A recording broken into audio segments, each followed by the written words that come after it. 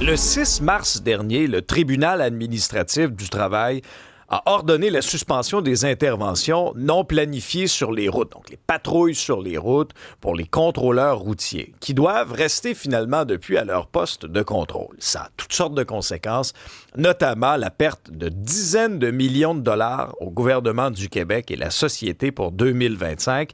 Le syndicat, d'ailleurs, tire la sonnette d'alarme. On en parle avec Jean-Claude Daigneault, président de la Fraternité des constables du contrôle routier du Québec. Bonjour, M. Daigneault. Bonjour, M. Dubé. Bon, on parle de millions. L'avez-vous chiffré plus précisément, l'ampleur de cette perte-là? Ben, c'est sur une base annuelle, c'est 15 millions de dollars. 15 Là, millions?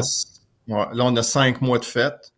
Fait que, mettons, on serait rendu là, bientôt à la moitié de ça. Puis, comme j'ai pas d'expectative de retour sur la patrouille, peut-être que le 15 millions va devenir réalité. Expliquez-nous la réalité de votre monde, des contrôleurs routiers au Québec depuis cette décision-là qui a été rendue le 6 mars. Donc, vous ne pouvez plus faire de patrouille là, sur les grands axes routiers. Vous êtes confiné au poste de contrôle, c'est ça? Exactement. Dans notre travail quotidien avant le mois de mars, il se faisait à peu près 110 000 interventions par année, dont 65 000, entre 65 et 70 000 exclusivement de la patrouille, là, des interventions faites sur le bord de la route. Ce chiffre-là, qui est quand même assez gros, là, lui, il est disparu. Parce que là, maintenant, on est confiné d'un poste de contrôle. Puis les postes de contrôle, ben c'est pas là qu'on attrape vraiment la délinquance, là. Puis les postes de contrôle sont limités juste au transport des camions. Puis notre mandat à nous autres, là, c'est les autobus scolaires, c'est les autobus nolisés, c'est tout ce qui est l'industrie du taxi, tous les véhicules commerciaux, tout ce qui est le déneigement. Ça, c'est notre mandat, c'est notre spécialité à nous autres, incluant les camions. Mais là, le free for all est en train de prendre partout parce que les balances, les postes de contrôle il y en a une vingtaine dans la province, sont éparpillés. Mais toute la région, mettons, des Laurentides, il n'y a aucun poste de contrôle. Donc, depuis le 5 mars, là, vous prenez une grosse partie de Laval, toute l'île de Montréal, il n'y a pas de poste de contrôle sur l'île de Montréal. Fait que Donc, tous les véhicules lourds circulent sans être vérifiés. Ça peut être des exact. non-conformités, ça peut être des défectuosités techniques. Il y a des véhicules qui pourraient être de vrais dangers publics sur nos routes, puis il n'y a personne qui vérifie ça. Exactement, parce que c'est une Ça va bien. spécialisation qu'on a. Les policiers ont leur travail à faire, puis ils ont eux autres aussi leur spécialité. Puis dans notre cas, nous autres, si je vous donne un exemple, là, ici à Montréal, on a le pont-tunnel. Nous autres, là, on avait tout le temps un ou deux véhicules de patrouille stationnés au pont-tunnel. Oui, je me On faisait rappelle. sortir des véhicules avant qu'ils prennent le tunnel parce qu'on les soupçonnait de transporter des matières dangereuses. On empoignait une vingtaine par semaine. C'est quand même 9 points hein, sur un permis de conduire, le fait de rentrer dans un tunnel avec des matières dangereuses. Ben là, il n'y a aucune surveillance. On a été appelé par la Sûreté du Québec, qui, elle, avait été appelée par un citoyen parce il y avait un camionneur qui était en train d'enlever ses placards de matières dangereuses qui viennent indiquer que tu transportes des matières dangereuses sur le bord de l'autoroute pour passer dans le tunnel plus de façon inaperçue.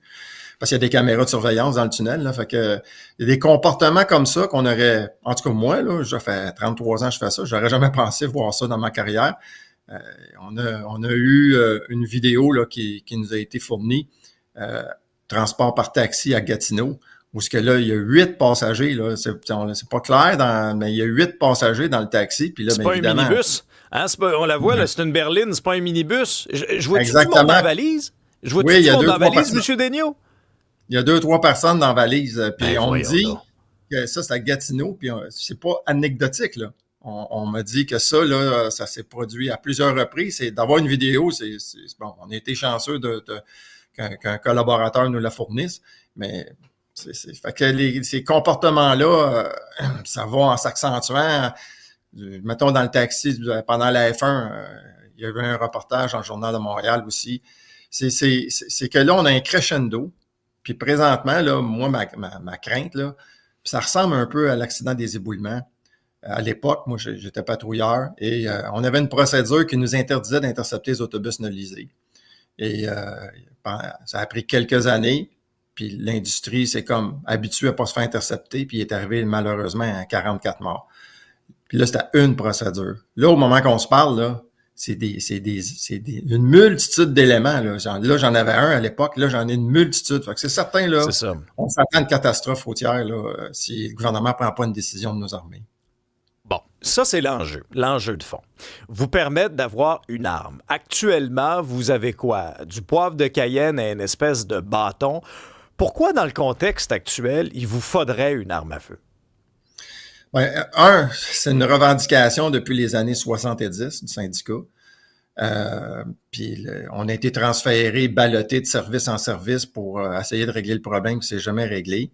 Là, maintenant, au lieu de faire des revendications, on a déposé un recours devant le tribunal suite à des événements graves qui s'étaient produits sur la route. Et après 4 ans d'audience, une vingtaine de jours là, de cours, la juge est venue à la conclusion que le travail des contrôleurs routiers, il est bien trop dangereux par rapport aux équipements de protection qu'on a, parce que c'est des armes défensives, hein, le poivre de Cayenne puis le bâton télescopique. C'est pas ça qui va mettre fin à quelqu'un qui veut te tirer avec un pistolet ou qui veut t'agresser avec un couteau. Là. T'es pas équipé pour faire face à ces menaces-là. Il n'y aura pas trop peur de votre bâton. Ben, tu sais, puis le poivre de Cayenne, tu peux pas l'utiliser dans tous les sens. Il faut qu'ils vendent du bon bord. Mais pourquoi ça bloque? Pourquoi ça avance pas? Pourquoi ça taponne comme ça, M. Daigneault? Ben, sincèrement, je ne sais pas. J'avais une entente l'année passée avec la ministre le ministre de la Sécurité publique, M. Bonnardel et Mme Guilbeault au transport. On m'avait dit, écoute, on va se faire une sortie, gardez ça sous silence. Puis finalement, ça a monté au bureau du premier ministre, puis c'est là que l'entente a été reniée. Il faut le faire quand même, là, le premier ministre qui renie sa vice-premier ministre. Et là, ils ont dit, on va attendre le jugement. Mais le jugement, il est pire que si on avait eu cette entente-là à l'époque. Et là, ben, on est stationné dans balance avec toutes les conséquences que ça amène. Jean-Claude Daigneault, vous êtes président de la Fraternité des constables du contrôle routier du Québec. Merci beaucoup d'avoir sonné l'alarme avec nous aujourd'hui. Au revoir. Merci, bonjour.